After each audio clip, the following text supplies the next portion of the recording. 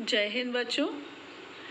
Class 9 exercise 2.1 ये English medium है। आप इसका फ़ोटो क्लिक कर लीजिए, आपको काम आएगा क्वेश्चन करने के लिए। अगर बुक नहीं है तो, है ना, बुक है तो नो प्रॉब्लम। ये लीजिए, मैंने इस पर थोड़ी देर के लिए फोकस कर दिया है, ठीक है ना। अभी मैं आपको हिंदी मीडियम की बुक अपने सामने रखकर, हालांकि मैथ्स में लैंग्वेज से फ़र्क नहीं पड़ता, फिर भी क्वेश्चन तो चाहिए हमें। So just a minute, here it is, exercise 2.1 question number 1। निम्नलिखित व्यंजकों में से कौन कौन एक चर में बहुपद हैं और कौन कौन नहीं है, कारण के साथ अपने उत्तर दीजिए। Which of the following expressions are polynomials in one variable and which are not, state reasons for your answer. तो बेटा इसमें आपको दो चीज़ें बतानी है। एक तो ये बतानी है कि वो पॉलिनोमियल है कि नहीं, है ना, और दूसरा आपको बताना है कि एक वेरिएबल में है कि नहीं। ये रहा फर्स्ट क्वेश्चन, ठीक है। इसमें चेक करते हैं, एक ही वेरिएबल है, एक बात तो पूरी हो गई। और पॉलिनोमियल की शर्त क्या है कि ये जो पावर होती है ना, चर की घात जो होती है, ये एक होल नंबर यानी पूर्ण संख्या होनी चाहिए। तो हाँ, ठीक है, ये एक बहुपद है और एक चर में है, यानी कि एक वेरिएबल में, वन वेरिएबल में ये पॉलिनोमियल है। ये देखते हैं, इसमें रूट का चिन्ह लगा है, लेकिन कंफ्यूज मत होना बेटा, ये तो अचर है, कांस्टेंट है। कांस्टेंट के ऊपर लग सकता है ना, एज अ पावर रूट नहीं, या फिर यहाँ पर रूट वाई ऐसा नहीं होना चाहिए, समझ गए। तो यस, ये भी है, देखो एक ही वेरिएबल है ना, केवल y, और उसकी भी पावर कैसी है, होल नंबर। तो फिर ये भी एक पॉलिनोमियल है जो एक ही चर में यानी एक ही वेरिएबल में है। थर्ड पर आते हैं, थर्ड वाला नहीं है। क्यों नहीं है? टी के ऊपर कैसा साइन लगा है, रूट। रूट का मतलब होता है 1/2। अंडर रूट टी का मतलब क्या होता है, आपने पढ़ा होगा छोटी क्लास में। अंडर रूट टी का मतलब होता है टी टू दी पावर 1/2। ये जो पावर है ये रैशनल हो गई। तो जब ये पावर रैशनल हो गई तो फिर ये बहुपद नहीं रहा, ठीक है। आपको कारण लिखना है तो कारण लिख दीजिए कि टी की घात परिमेय संख्या है या परिमेय है, और परिमेय तो एक्सेप्टेबल नहीं है। इंग्लिश में कैसे लिखेंगे, power of T is rational. इसका मतलब ये ये पॉलिनोमियल नहीं है। फोर्थ पर आते हैं। फोर्थ, y के ऊपर तो पावर 1 है, ये तो ठीक है। ये क्या है, ये है 2/y। अब जब नीचे की पावर यानी y के ऊपर पावर 1 समझो, ये ऊपर जाएगी तो y की पावर -1 हो जाएगी, और -1 हमें एक्सेप्ट नहीं है। धनात्मक पूर्ण संख्या होनी चाहिए, ऋणात्मक नहीं, ठीक है। तो ये व्यंजक तो है लेकिन पॉलिनोमियल यानी बहुपद नहीं। आप क्यों नहीं, आप लिखेंगे इसका घातांक ऋणात्मक है, ऋणात्मक भी नहीं चलता, ठीक। आगे आते हैं, इसकी घात चेक करो, 10, 3, 50, तो घात के हिसाब से तो कोई प्रॉब्लम नहीं है। ये पॉलिनोमियल तो है लेकिन एक चर में नहीं है, इसमें 3 चर हैं, यानी 3 वेरिएबल हैं, x है, y है और t है। तो पॉलिनोमियल तो है but not in one variable. तो आप लिखेंगे नहीं। क्यों नहीं? क्योंकि यह एक चर में नहीं है, यह एक चर में नहीं है, ठीक है। It is not in one variable, एक चर में नहीं है, एक वेरिएबल का नहीं है। Now come to the question number 2। Let us see. निम्नलिखित में से प्रत्येक में x² का गुणांक बताइए, लिखिए। गुणांक यानी क्या, कोफिशिएंट। आपको बताया था मैंने लास्ट वीडियो में कोफिशिएंट। तो यहाँ पर x² के साथ कौन सा कांस्टेंट है, कोई नहीं है। जब कोई नहीं है तो समझो 1, क्योंकि 1 × x² तो x² ही रहेगा। तो इसमें x² का गुणांक यानी कि कोफिशिएंट ऑफ एक्स स्क्वायर क्या है 1 इज इक्वल टू कर दो चलो 1। यहाँ पर एक्स स्क्वायर का कोफिशिएंट इस बार इंग्लिश में लिख देती हूँ, कोएफिशिएंट ऑफ एक्स स्क्वायर इस बार कितना है -1। देखो ना एक्स स्क्वायर का कोफिशिएंट क्या माना जाएगा, माइनस है और 1 तो है ही, तो -1। इसमें एक्स स्क्वायर का कोफिशिएंट क्या दिख रहा है आपको, π/2। Coefficient of x square is π/2। ठीक है, यहाँ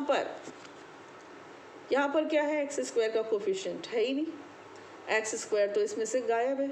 अगर मान लीजिए होता तो फिर हम इसको 0 × एक्स स्क्वायर इमेजिन कर लेते हैं। चलिए नहीं है तो कुछ तो इमेजिन करना है, इसको हम +0 × एक्स स्क्वायर इमेजिन कर लेते हैं। आप एग्ज़ाम में नहीं लिखेंगे, आपका आंसर पता है क्या होगा, आप यहाँ पर तो बस ये लिख देंगे एक्स स्क्वायर का गुणांक बराबर 0। यहाँ पर तो आप ऐसे ही लिखेंगे, वो मैं आपको समझाने के लिए बोल रही हूँ, है ना। अगर आपको ज़बरदस्ती लिखना ही है तो फिर आप कैसे लिखोगे, एक्स स्क्वायर × 0, 0 × एक्स स्क्वायर 0। तो ये है नहीं लेकिन इमेजिन कर रहे हैं, ठीक है। तो फिर यहाँ पर आपका आंसर होगा एक्स स्क्वायर का कोफिशिएंट 0। ठीक है। नाउ क्वेश्चन नंबर 3, 35 घात के द्विपद का और 100 घात के एक पदी का एक एक उदाहरण दीजिए। अब देखना ध्यान से, 35 तो होनी चाहिए उसकी डिग्री, घात यानी क्या डिग्री, 35 होनी चाहिए डिग्री, और द्विपद यानी 2 टर्म्स यानी कि बाइनोमियल, 35 डिग्री का बाइनोमियल।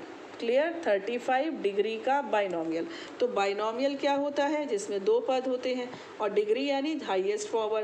तो चलो अपने मन से कुछ भी लिख दो, 4x⁻³ 35 डिग्री की प्रॉब्लम सॉल्व +7, या कुछ भी अरबों खरबों इसके एग्जाम्पल्स हो सकते हैं। तो देखिए ये बाइनोमियल हो गया, द्विपदी हो गया, द्विपदी, ठीक है, और इसमें पावर कितनी हो गई 35 हो गई। आपकी दोनों कंडीशंस कंप्लीट। दूसरे में वो क्या बोल रहे हैं, 100 घात का एक पदी, पावर होनी चाहिए 100 और टर्म्स कितने होने चाहिए, केवल 1, यानी कि 5x⁻100 हो गया। देखो पावर हो गई 100 और एक ही पद है, दूसरा पद ही नहीं है, प्लस माइनस कुछ भी नहीं है। तो ऐसे ना और भी जो आपके मन में आए वो आप एग्जाम्पल यहाँ पर दे सकते हो। ठीक है, इसके बाद आते हैं हम क्वेश्चन नंबर 4 पर।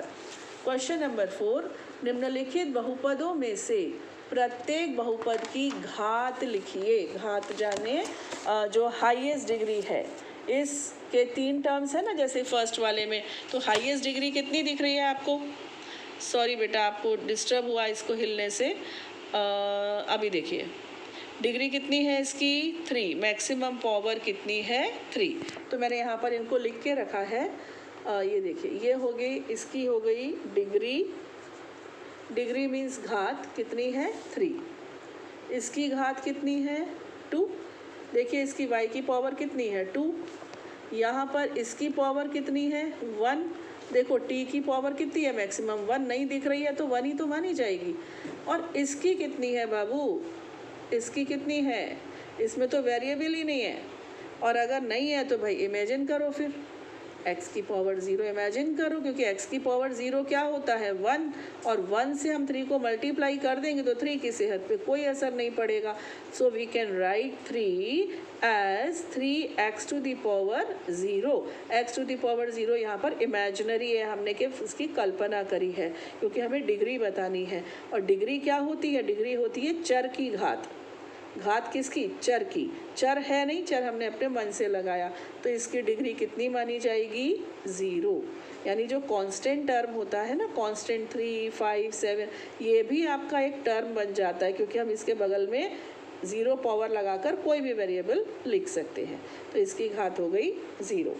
ठीक है, now next and last question number 5 देखिए, बताइए कि निम्नलिखित बहुपदों में कौन कौन बहुपद रैखिक हैं, कौन कौन द्विघाती हैं और कौन कौन त्रिघाती हैं। समझ गए?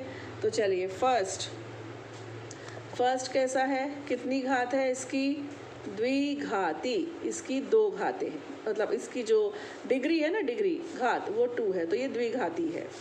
ये कैसा है, ये त्रिघाती। अब बेटा इंग्लिश वाले परेशान हो रहे होंगे, इसको कहते हैं हम क्वाड्रेटिक। पढ़ चुके हैं लेकिन फिर भी सुन लो, क्वाड्रेटिक।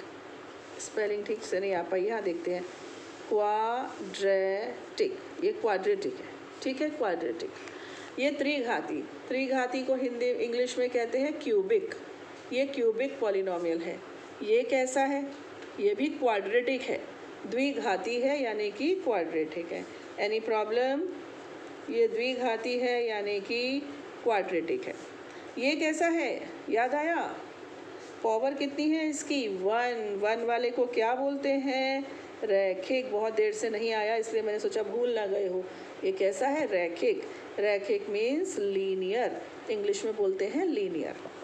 ये भी लीनियर, नो इश्यूज, लीनियर है ये, है ना, पावर 1 है। ये कैसा है, क्वाड्रेटिक, हिंदी वाले समझ गए, द्विघाती, ठीक।